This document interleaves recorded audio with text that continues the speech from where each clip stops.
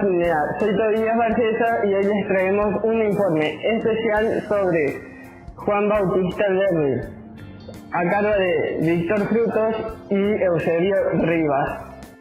Juan Bautista Alberdi nació en San Miguel de Tucumán un 29 de agosto de 1810. Fue un abogado, economista, político, escritor y autor intelectual de la Constitución Argentina de 1853. A fines del 35 se unió al llamado Salón Literario, fundado por Marco Sastre y frecuentado por Juan María Gutiérrez, José Mármol, Miguel Cane Padre, entre otros jóvenes, con lo que se vinculó a la generación del 37. La generación del 37, liderada por Esteban Echeverría, se presentó como una oposición política no violenta a Juan Manuel de Rosas, que gobernaba con las facultades extraordinarias, la suma del poder político y poseía el manejo de las relaciones exteriores de las provincias. La generación del 37 tenía ideas liberales y se asumió como continuadora de la obra de la Revolución de Mayo, propiciando una organización mixta del país como respuesta al enfrentamiento entre federales y unitarios. Producida la derrota de Juan Manuel de Rosas como consecuencia de la batalla de Caseros, el 3 de febrero de 1852, Alberdi de inmediato se puso a escribir un tratado sobre la futura Constitución argentina. Esta fue su principal obra, a la que denominó Base y Punto de Partida para la Organización Política de la República Argentina. Tratado de Derecho Público editado por la imprenta del periódico El Mercurio. Este libro lo llevó a la fama. Tardó apenas un par de semanas en escribirlo y lo publicó en mayo de ese mismo año.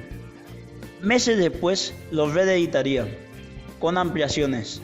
Incluyó un proyecto de constitución basado en la Constitución Argentina de 1826 y la de Estados Unidos. En 1853 publicó un tratado complementario de bases llamado Elementos de Derecho Público Provincial Argentino. Todo el ideario alberdiano tuvo como fundamento el liberalismo, tanto político como económico. Frente a un país casi despoblado, su principal preocupación fue su población. Al fin favoreció la inmigración europea, especialmente a los pueblos del norte. Escribió a los constituyentes que se reunieron en Santa Fe, entre cuyos redactores se encontraba su amigo Gutiérrez. Sancionaron la Constitución Argentina de 1853 en base al texto de las bases de Alberdi. Las ideas que el autor desarrolla a lo largo de toda su obra son básicamente ideas económicas que se basan en poblar el territorio, en realizar tratados y acuerdos económicos, en abrir al país al comercio externo y a los héroes europeos, que son los únicos que pueden salvarlo de la situación en la que se encuentra. También cabe destacar la forma en que Alberdi trata a los indígenas y a los gauchos. Se puede pensar que es racista y que los discrimina tratándolos de incapaces e inútiles. La campaña al desierto llevada a cabo por Roca solucionó en parte el problema de los indios incapaces planteados por Alberdi, terminando con ellos avanzando y conquistando el Chaco, el oeste y la Patagonia. Durante las llamadas presidencias históricas se crearon ferrocarriles y obras de infraestructura, y en 1880 Avellaneda impulsó la ley de inmigración, con el fin tan deseado por Alberdi de poblar el territorio.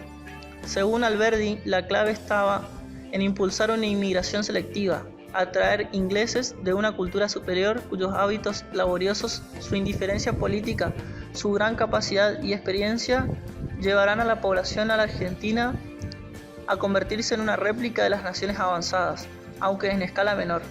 Sin embargo, las cosas no sucedieron como el autor de las bases esperaba. Al contrario, los ilustres e inteligentes anglosajones que esperaba Alberdi prefirieron migrar a América del Norte. Nuestro país, por otro lado, fue partícipe de la gran oleada inmigratoria de españoles e italianos, que huyeron de sus respectivos países principalmente por la guerra y vinieron en busca de trabajo y mejores condiciones de vida. En menos de 3 décadas llegaron más de 2 millones de españoles y 4 millones de italianos. Hoy en día, la mayor parte de nosotros somos descendientes de ellos.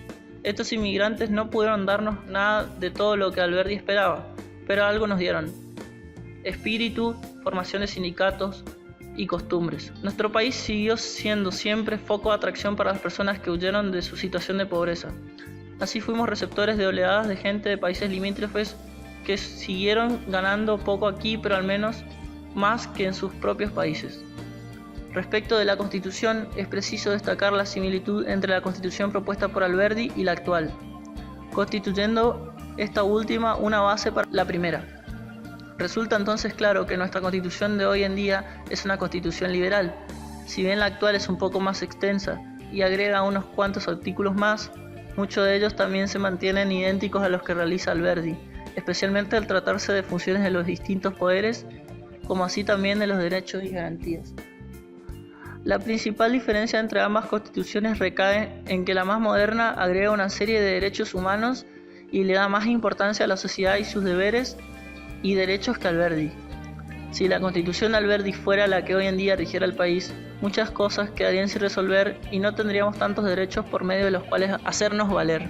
Por ejemplo, a la situación del trabajador se le da mucha más importancia en la constitución actual que en la de Alberdi, que apenas lo menciona. Este último parece importarse solamente por el progreso del país, estableciendo sus objetivos económicos y todos los medios que precisa la Argentina para alcanzarlos. Por otro lado, Alberdi hace referencia al Estado federativo, una forma mixta de gobierno en la cual cada provincia tiene su propio gobierno y soberanía, pero además existe un poder central. Actualmente, si bien nosotros conformamos la República Federal Argentina, en la práctica es sabido que las tendencias unitarias aún continúan vigentes, siendo Buenos Aires la capital del país, centro económico, político e incluso social. Se hizo particularmente evidente en este aspecto la dificultosa vigencia de la Constitución, ya que en la realidad se fue imponiendo un proyecto unitario de centralización del poder en el gobierno llamado federal, asentado en el puerto de Buenos Aires, que fue avanzando sobre el pensado por la Constitución y por sobre las autonomías provinciales. Cabe destacar también que el término confederación utilizado por Alberdi en nuestra Constitución es reemplazado por la idea de nación, lo que demuestra también un pequeño distanciamiento del pensamiento federal. Para finalizar, y más allá de las comparaciones de ambas constituciones y de todo lo que plantea Alberdi, no se puede dejar de reconocer el gran trabajo que él realizó, porque además de proponer una constitución clara y bien organizada, propone la organización nacional, que por tanto tiempo se fue retrasando y por fin pudo realizarse. Hasta aquí ha llegado el programa, esperamos que les haya gustado y que se hayan informado un poco de la historia nacional. Hasta la semana que viene.